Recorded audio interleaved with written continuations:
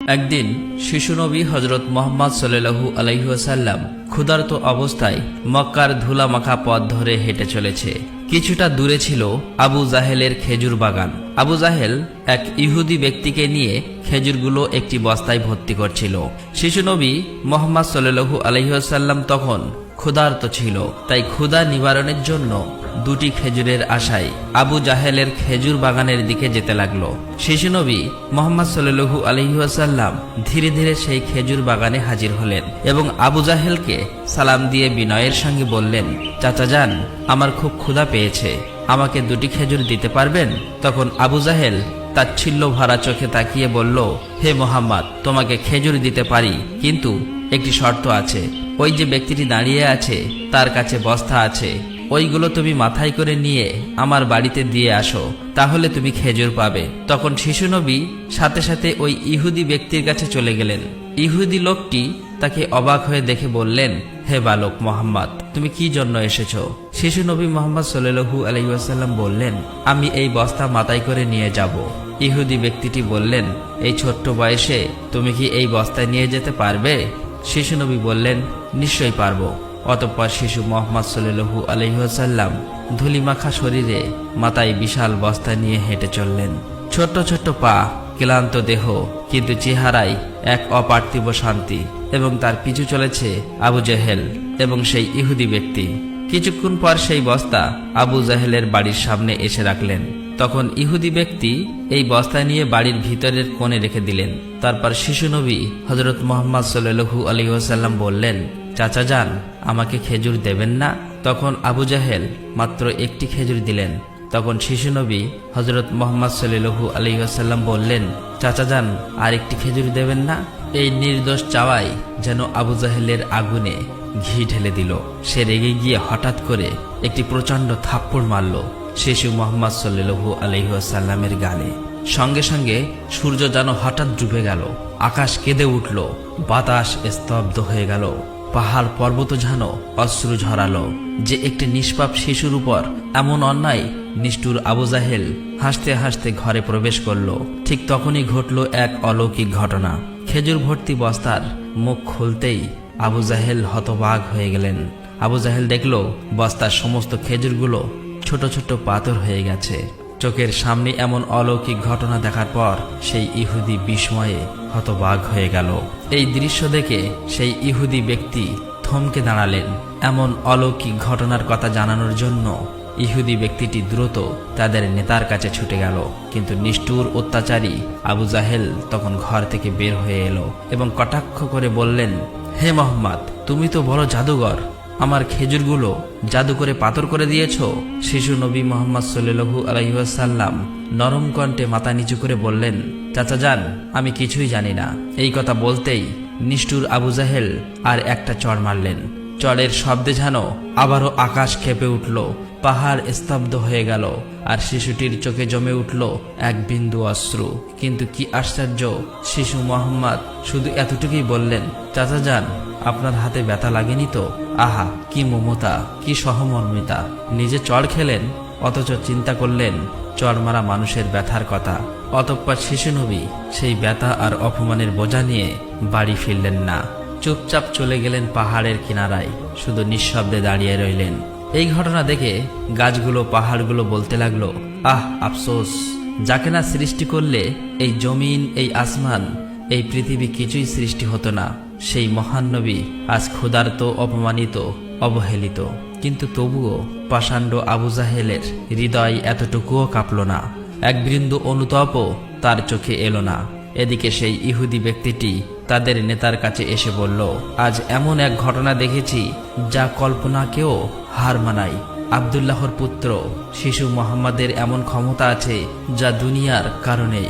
তাকে একটা চড় মারলে খেজুর সব পাথর হয়ে যায়।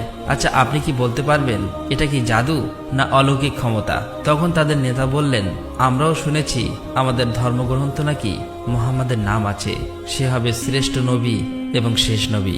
তবে তিনি কি এই মুহাম্মদ, এটা জানার জন্য আমাদের ধর্মগুরুর সান্নিধ্য প্রয়োজন। যদি এটা সত্য হয় তবে তাকে আমরা বাঁচাতে দেব না, এই পৃথিবী থেকে সরিয়ে দেব। তোমরাও যাও, আমাদের ধর্মগুরুর কানে এটি পৌঁছে দাও। তখন সেই ইহুদি ব্যক্তিটি আবারও আবু জাহেলের বাড়ির দিকে রওনা হলেন। যেতে যেতে সেই খেজুর বাগানের কাছে উপস্থিত হয়ে দেখলেন সমস্ত খেজুর গাছের খেজুর নেই, সব একেবারে পাথর হয়ে গেছে। এটা দেখে সেই ইহুদি ব্যক্তিটি হতভম্ব হয়ে গেলেন। তিনি আর এক মুহূর্ত দাঁড়ালেন না, খুব দ্রুত আবু জাহেলের বাড়ির দিকে রওনা হলেন। আবু জাহেলের বাড়িতে এসে বললেন, ভাই, আপনার খেজুর বাগানের সমস্ত খেজুরগুলো তো পাথরে পরিণত হয়ে গেছে। এখন এটাকে যদি ফিরিয়ে আনতে না পারেন তাহলে অনেক টাকা ক্ষতি হয়ে যাবে। এটাকে ফেরানোর একমাত্র পথ হলো শিশু মুহাম্মাদের কাছে ক্ষমা চাওয়া। কিন্তু আবু জাহেল ক্ষমা চাওয়ার পাত্র ছিল না।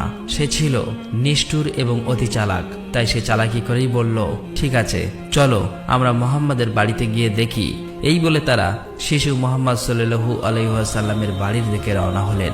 শিশু মুহাম্মদ সাল্লাল্লাহু আলাইহি ওয়াসাল্লাম থাকতেন চাচা আবু তালেবের সঙ্গে। চাচা আবু তালেব তখন ঘরে একা। কিছুক্ষণের মধ্যেই আবু জাহেল এসে হাজির হয়ে বললেন, হে আবু তালেব, শিশু মুহাম্মদ কোথা থেকে এমন জাদু শিখেছে? সে তো বড় জাদুঘর। সে আমার খেজুরগুলো সব পাথর করে দিয়েছে। কোথায় গিয়েছে তুমি কি খবর রাখো? তাকে তো খুঁজে পাওয়া যাচ্ছে না। দেখো কোন পাহাড়ের কিনারায় জঙ্গলের বাঘ ভাল্লুকে খেয়ে নিয়েছে কিনা। এই কথা শোনা মাত্রই চাচা আবু তালেব আর দেরি করলেন না, শিশু নবীকে খুঁজতে বার হলেন। এদিকে শিশু নবী হযরত মুহাম্মদ সাল্লাল্লাহু আলাইহি ওয়াসাল্লাম পাহাড়ের কিনারায় বসে কাঁদছে আর বলছে, আজ যদি আমার মা বাবা বেঁচে থাকতো আমার সাথে কেউ এরূপ ব্যবহার করতে পারত না। আমি আজ বড় একা। শিশু নবীর কান্না দেখে জঙ্গলের বাঘ ভাল্লুক হরিণ সেখানে আসলেন। সেই ব্যথায় ব্যতীত হয়ে তারাও যেন কাঁদছে আর বলছে, ইয়া রাসূলুল্লাহ, রাহমাতুল লিল আলামিন, এই চর যেন আমাদের লেগেছে। ইয়া রাসূলুল্লাহ, তুমি আর কেঁদো না, এই কান্না আমরা সহ্য করতে পারছি না। অতঃপর কিছুক্ষণের মধ্যেই চাচা আবু তালেব সেখানে হাজির হলেন। এটা দেখার পর তিনি আর কিছুই বললেন না, একেবারে অবাক হয়ে গেল। তখন চাচা আবু তালেব সান্ত্বনা দিয়ে বললেন, তোমাকে এমন কষ্ট দিল, আমি তো আছি। আমি বেঁচে থাকতে কেউ তোমাকে আঘাত করতে পারবে না। অতঃপর শিশু নবীকে নিয়ে চাচা আবু তালেব বাড়িতে চলে এলেন। সেই রাতেই চাচা আবু তালেব আবু জেহেলের বাড়িতে গিয়ে বললেন, তুমি তাকে জাদুঘর বলছো, অথচ সে তো কিছুই চায়নি। সে তো তোমার খেজুর নেয়নি, তোমার বিরুদ্ধে কিছু বলেনি। এই শিশুর চোখে যে অশ্রু ঝরেছে সেই অশ্রু একদিন পাহাড়ও গলিয়ে দেবে। এই কথা বলে তিনি সেখান থেকে চলে আসলেন। এই কথা শুনে আবু জাহেল কোনো জবাব দিল না, কারণ এই শিশুর মধ্যে এমন কিছু ছিল যা সে অনুভব করতে পারছিল কিন্তু স্বীকার করতে পারছিল না। আসলে আবু জাহেল ছিল মিথ্যাবাদী এবং অত্যাচারী। সেই রাতে মক্কার আকাশে এক উজ্জ্বল আলো দেখা গেল। সবাই ভাবল বুঝি কোনো তারা পড়েছে। ফেরেশতারা একে একে নেমে আসলো। এক ফেরেশতা আরেক ফেরেশতাকে বলল, এই শিশুর চোখে পানি দিয়ে একদিন মহা কিতাব নাজিল হবে। এই শিশু হবে শ্রেষ্ঠ মানব তথা শ্রেষ্ঠ নবী, যা সমগ্র বিশ্ববাসীর জন্য রহমত স্বরূপ। এদিকে ইহুদি কাফেররা এই অলৌকিক ঘটনা শোনার পর নবীজিকে হত্যা করার জন্য ষড়যন্ত্র লিপ্ত হয়ে যায়। কেননা তারা চেয়েছিল যে শেষ নবী তাদের বংশের মধ্যে জন্ম হোক, কিন্তু তা হয়নি। তাদের মধ্যে একজন ইহুদি তাদের ধর্মগুরুর কাছে গিয়ে সমস্ত ঘটনা খুলে বললেন। তখন তাদের ধর্মগুরু বললেন, আমি চিনেছি তাকে, সে সেই নবী যার বর্ণনা আমাদের কিতাবে আছে। তার দুটি চিহ্ন রয়েছে, একটি কাঁধে নবুয়াতের মোহর, অন্যটি তার দৃষ্টিতে রহমত। অন্য একজন প্রশ্ন করল, তাহলে আপনি কি ঈমান আনবেন? তখন তিনি চুপ করলেন, মাথা নিচু করলেন, তারপর শুধু বললেন, আমরা চেয়েছিলাম আমাদের বংশে আসুক, তাই আমরা সত্যকে অস্বীকার করব। অন্যদিকে প্রতি বছর চাচা আবু তালেব ব্যবসার উদ্দেশ্যে সিরিয়ায় সফর করতেন। সেদিনও চাচা আবু তালেব সিরিয়া সফরের উদ্দেশ্যে প্রস্তুত হচ্ছিলেন। ঠিক সেই সময় শিশু মুহাম্মদ সাল্লাল্লাহু আলাইহি ওয়াসাল্লাম এসে বললেন, চাচা যান, আপনার সঙ্গে আমিও সিরিয়ায় সফরে যাব। কিন্তু শিশু মুহাম্মাদের কথা চাচা আবু তালেব ফেলতে পারলেন না। অতঃপর পরের দিন ব্যবসার উদ্দেশ্যে শিশু মুহাম্মাদকে নিয়ে চাচা আবু তালেব সিরিয়া সফরের উদ্দেশ্যে রওনা হলেন। এভাবেই চলতে চলতে কয়েক মঞ্জিল পথ অতিক্রম করার পর বাণিজ্য কাফেলা শাম নামক একটি জায়গায় গিয়ে বিশ্রাম নিচ্ছিলেন। সেখান থেকে কিছুটা দূরে খ্রিস্টানদের একটি গির্জা ছিল। সেই গির্জায় খ্রিস্টানদের একজন ধর্মগুরু ছিল, যে সেই জামানার সবচেয়ে মহাপণ্ডিত ছিল। কাফেলা যখন আবারও চলতে শুরু করলো, তখন ওই খ্রিস্টানদের ধর্মগুরু লক্ষ্য করে দেখল কাফেলার সাথে সাথে যে সোজা শিশু নবী আছে তার ঠিক মাথার উপর একখণ্ড মেঘ আছে। তার মাথার উপর ছায়া দিতে দিতে সরে আসছে। এটা দেখে তিনি অবাক হয়ে গেলেন। খ্রিস্টান ধর্মগুরু খুব শীঘ্রই তাদের ধর্মগ্রন্থ পড়ে বুঝলেন নিশ্চয়ই কাফেলার ভিতরে আখিরি জামানার শেষ নবী রয়েছে। তখন তিনি খুব দ্রুত তাদের একজন লোককে ডাকলেন এবং বললেন, তোমরা যাও, ওই কাফেলার সকলকে ডেকে আনো, তাদেরকে আমরা দাওয়াত খাওয়াবো। এই কথা শুনে তারা সেখানে চলে গেল এবং তাদেরকে বলল, প্রিয় ভাইরা, আমাদের ধর্মগুরু আপনাদের সকলেরই দাওয়াত করেছেন, এই দাওয়াত আপনারা কবুল করুন। অতঃপর কাফেলার সকলেই ওই গির্জায় আসলেন। তারপর খ্রিস্টান ধর্মগুরু কাফেলার সকলকে পেট ভরে খাওয়ালেন।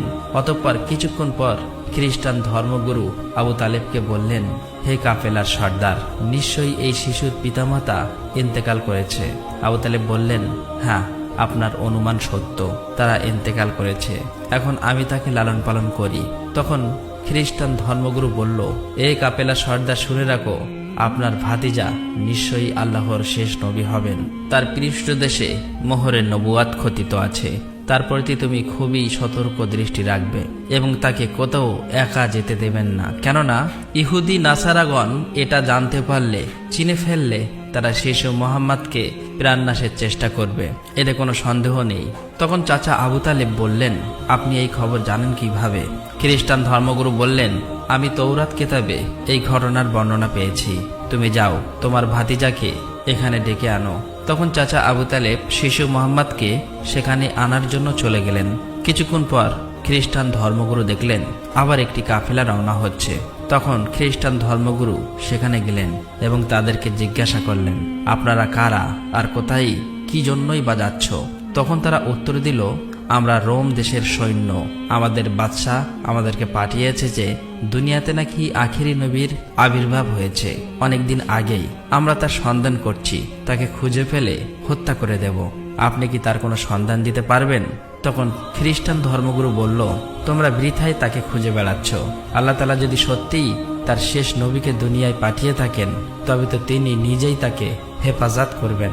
কারো এমন সাধ্য নেই যে তাকে হত্যা করতে পারবে। অতএব তোমরা আবারও রোম দেশে ফিরে যাও। এই কথা শুনে ওই সৈন্যগুলো ফিরে গেল। এভাবেই সেই দিন অতিবাহিত হয়ে গেল। রাতের বেলা খ্রিস্টান ধর্মগুরু চাচা আবু তালেবকে তাদের গির্জায় ডেকে বলল, হে কাফেলার সর্দার, দেখেছ তো আমার কথাই সত্য। ইহুদি নাসারাগণ আখিরি নবীর সাথে চরম শত্রুতা পোষণ করে। তারা যদি শেষ নবীকে হাতের কাছে পেয়ে যায় তাহলে হত্যা করার চেষ্টা করবে। অতএব ভাতিজাকে নিয়ে বিদেশে যাওয়া উচিত হবে না, ফিরে যাও। অতঃপর পরের দিন চাচা আবু তালেব আর বিদেশ সফর করলেন না, আবারও দেশের পথে ফিরে আসতে লাগলেন। কিছুক্ষণ যাবার পর পথের মধ্যে একটি ঘোড়া দেখতে পেলেন, কিন্তু সেখানে কোনো মানুষ ছিল না। এটা দেখে তারা সেখানে দাঁড়িয়ে পড়লেন। তারপর দেখলেন একজন মানুষ মৃত অবস্থায় পড়ে আছে। আসলেই এটি ছিল একজন ইহুদি যে শিশু নবীকে হত্যা করতে এসেছিল। কিন্তু আজ সেই শিশু নবী নিজে তাকে বাঁচিয়ে তুলছে, নিজের হাতে পানি খাওয়াচ্ছেন। এভাবেই তাকে বাঁচিয়ে নিজেদের সাথে নিয়ে আবারও পথ চলতে শুরু করলেন। এভাবেই চলতে চলতে তাদের কাফেলা একটি সাগরের কিনারায় এসে উপস্থিত হলেন। সেখানে ছিল একটি জেলে সম্প্রদায়ের বসবাস। তাদের কাফেলা সেখানেই বিশ্রাম নিচ্ছিলেন। কিন্তু ওখানকার জেলে সম্প্রদায় ছিল মূর্তি পূজারী।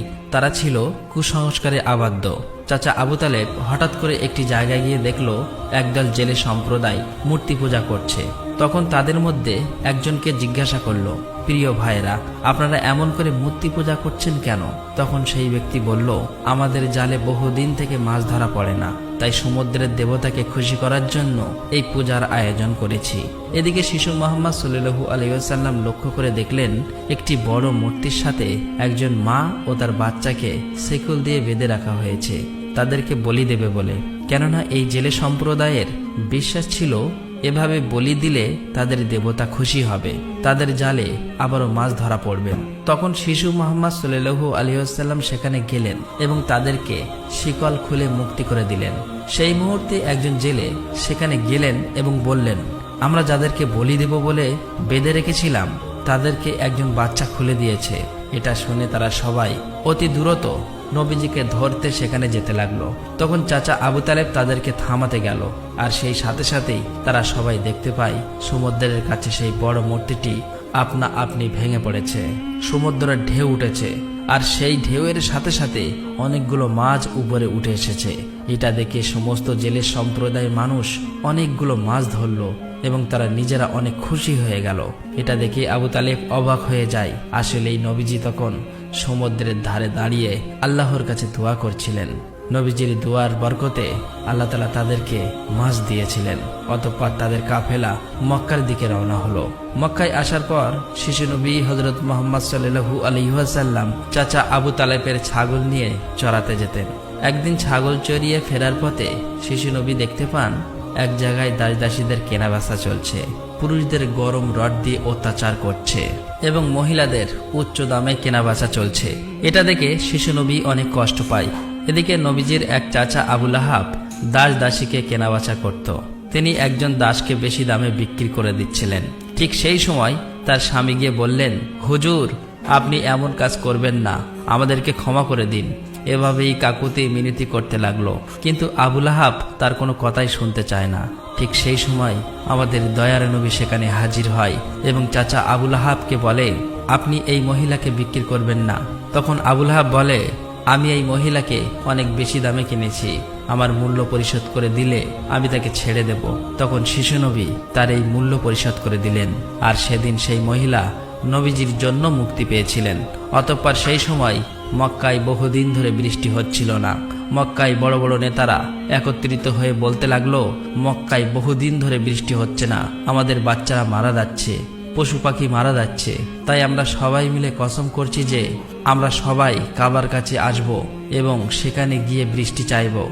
যতক্ষণ না বৃষ্টি আসে ততক্ষণ আমরা সেখান থেকে আসব না। এই কথা বলার পর সবাই একে একে কাবার দিকে যেতে লাগলো। সেখানে চাচা আবু তালেবও যাবে। ঠিক এমন সময় শিশু মুহাম্মদ সাল্লাল্লাহু আলাইহি ওয়াসাল্লাম চাচা আবু তালেবকে জিজ্ঞাসা করলেন, চাচা যান, আপনি কোথায় যাচ্ছেন? চাচা আবু তালেব বললেন, হে মুহাম্মদ, আমাদের মক্কা শুকিয়ে গিয়েছে, বহুদিন বৃষ্টি হয় না, একে একে সবাই মারা পড়ছে, তাই বৃষ্টির জন্য কাবা ঘরের কাছে যাচ্ছি। তখন শিশু নবী বললেন, চাচা যান, আপনি আমাকে সাথে নিয়ে চলেন।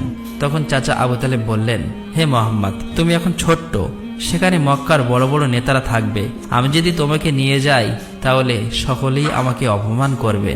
তখন শিশু নবী বললেন, চাচা যান, আপনি আমাকে সাথে নিয়ে চলেন, তারা যদি আমাকে সেখানে থাকতে না দেয় তাহলে আমি চলে আসব। শিশু নবীর মুখে এমন কথা শোনার পর চাচা আবু তালেব তার কথা ফেলতে পারলেন না। আসলে তিনি তাকে খুবই ভালোবাসতেন, তাই তিনি তাকে নিয়ে কাবার দিকে রওনা হলেন। কিছুক্ষণ পর তারা কাবার কাছে গিয়ে হাজির হলেন।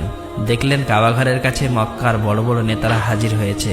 আশেপাশের পুরুষ মহিলা সবাই হাজির হয়েছে, কেননা তারা শপথ নিয়েছে বৃষ্টি না আসা পর্যন্ত কাবাঘর আঁকড়ে ধরে রাখবে। মক্কার বড় বড় নেতারা বলতে লাগলো, হে আবু তালেব, তুমি কি জানো না আমরা এখানে শপথ করে এসেছি, তুমি এই শিশুটিকে কেন নিয়ে এসেছো? এখানে তো তার কোনো প্রয়োজন নেই। তখন আবু তালেব বললেন, হে মুহাম্মদ, তুমি পিছনের দিকে চলে যাও। এই কথা শুনে শিশু মুহাম্মদ পিছনের দিকে চলে গেলেন। অতঃপর মক্কার বড় বড় নেতারা একসাথে বলতে লাগলো, হে কাবা ঘরের স্রষ্টা, আমাদের পানির ব্যবস্থা করে দিন, আমরা আর পারছি না। এভাবেই বলতে বলতে সারা রাত কেটে গেল, কিন্তু একটুও বৃষ্টি হলো না। সকাল গড়িয়ে দুপুর হয়ে গেল, বৃষ্টি হলো না। এদিকে কাবা ঘরও গরম হতে শুরু করলো। এর মাঝে তিনজন গরম সহ্য করতে না পেরে গরমে অজ্ঞান হয়ে গেল। কিছু লোক তাদেরকে নিয়ে এক জায়গায় চিকিৎসার ব্যবস্থা করলেন। এদিকে একজন চাচা আবু তালেবের পিছনে আঁকড়ে ধরলেন। চাচা আবু তালেব যখন পিছনে ফিরে তাকালেন, দেখলেন শিশু মুহাম্মদ সেখানে দাঁড়িয়ে আছে। অত্যন্ত রেগে গেলেন এবং বললেন, হে মুহাম্মদ, তুমি এখানে কেন এসেছো? তখন শিশু মুহাম্মদ বললেন, চাচা যান, আমাকে আসতে দিন, আমি আসলেই মহান আল্লাহ তাআলা পানি বর্ষণ করবেন। তখন চাচা আবু তালেব বললেন, এখানে এতগুলো মক্কার বড় বড় নেতা আছে, তারা সবাই পানি চাইছে, কিছু হচ্ছে না, আর তুমি এখন এই শিশু বয়সে কি করবে? তুমি চাইলে পানি হবে? এটা সম্ভব? অতএব তুমি পিছনের দিকে চলে যাও। এই কথা শুনে শিশু নবী আবার পিছনের দিকে চলে আসলেন। এদিকে পুনরায় তারা একসাথে বলতে লাগলো, হে কাবা ঘরের স্রষ্টা, আপনি আমাদের পানির ব্যবস্থা করে দিন। কিন্তু কোনো মতেই বৃষ্টি হলো না। তখন সবাই ক্লান্ত হয়ে এক জায়গায় বিশ্রাম নিচ্ছিলেন। চাচা আবু তালেব পিছনে লক্ষ্য করে দেখলেন আবারও শিশু নবী সেখানে হাজির। তিনি অত্যন্ত রেগে গিয়ে বললেন, হে মুহাম্মদ, তুমি আবার কেন এসেছো? শিশু মুহাম্মদ বললেন, চাচা যান, আমি তো আপনার ঘাম মুছতে এসেছি। এই কথা শুনে চাচা আবু তালেব নবীজির উপর প্রচন্ড মায়া লাগলো এবং তাকে জড়িয়ে ধরলেন। তখন শিশু মোহাম্মদ আবার বললেন, চাচা যান, আমাকে একটিবার কাবা ঘরের কাছে যেতে দিন। আমি গেলে আল্লাহ তাআলা পানি বর্ষণ করবেন। সেখানে থাকা মক্কার নেতাদের মধ্যে একজন এই কথাটি শুনতে পেল। শিশু মোহাম্মদ চিৎকার করে বলতে লাগলো, হে মক্কার মানুষেরা, চেয়ে দেখো, পানি চলে এসেছে। সেখানে থাকা সমস্ত লোকেরা অবাক হয়ে বলতে লাগলো, কোথায় পানি এসেছে? এখানে তো আমরা সবাই গর্বে মারা যাচ্ছি, আর তুমি বলছো পানি চলে এসেছে? তাদের মধ্য থেকে একজন বলল, হে মোহাম্মদ, তুমি এগিয়ে যাও। কিন্তু অন্য নেতারা বলল, আমাদের মতো বড় বড় নেতা থাকতে যদি এই শিশু মোহাম্মদ সামনে চলে যায় তাহলে আমাদের মান সম্মান সব চলে যাবে। অতঃপর অনেক আলোচনার পর শিশু মোহাম্মদকে কাবা ঘরের সামনে যাবার অনুমতি দেওয়া হলো। শিশু মোহাম্মদ সাল্লাল্লাহু আলাইহি ওয়াসাল্লাম যখন কাবা ঘরের কাছে গিয়ে আকাশের দিকে মুখ তুললেন এবং আল্লাহর কাছে দোয়া চাইলেন, সঙ্গে সঙ্গে মক্কার বুকে মুষলধারে বৃষ্টিপাত শুরু হলো। দেখতে দেখতে মক্কার চারিদিকে বৃষ্টিতে পরিপূর্ণ হয়ে যায়। এটা দেখে মক্কার মানুষেরা খুবই খুশি হয়ে যায় এবং বৃষ্টিতে ভিজতে ভিজতে যে যার মতো তাদের বাড়ি চলে যায়। প্রিয় দর্শক, একবার ভেবে দেখুন, এই কাহিনীটি শুধু ইতিহাস নয়, এটা ভালোবাসা, কষ্টের আর তাকওয়ার এক জীবন্ত নিদর্শ। আমাদের দয়ার নবী, রহমতের নবী কতই না কষ্ট পেয়েছেন। তিনি এত কষ্ট সয়েও কাউকে অভিশাপ দেননি, শুধু দোয়া করছিলেন, হে আমার রব, আমার উম্মতকে মাফ করে দাও। তারা জানে না আমি কে। এই সেই নবী যার ভালোবাসা ছাড়া জান্নাতের দরজা খুলবে না কারো জন্য। আর আজ আমরা এই যুগের মুসলিম কতটুকু কাঁদি তার জন্য, কতটুকু ভালোবাসি তাকে, কতটুকু তার সুন্নাহ আঁকড়ে ধরেছি। একবার ভেবে দেখুন, যে নবীর কষ্টে পাহাড় কাঁদে, গাছ কাঁদে, পশু পাখি কাঁদে, আর আমরা, আমাদের চোখে জল আসে না, আমাদের হৃদয় কেন নড়ে না? প্রিয় দর্শক, আসুন আমরা সকলেই দোয়া করি, মহান আল্লাহ তাআলা যেন আমাদের সকলকে সেই দয়ার নবীর ওসিলায় মাফ করে দেন। আল্লাহ তাআলা আমাদের সকলের দোয়া কবুল করুক, আমিন। আসসালামু আলাইকুম।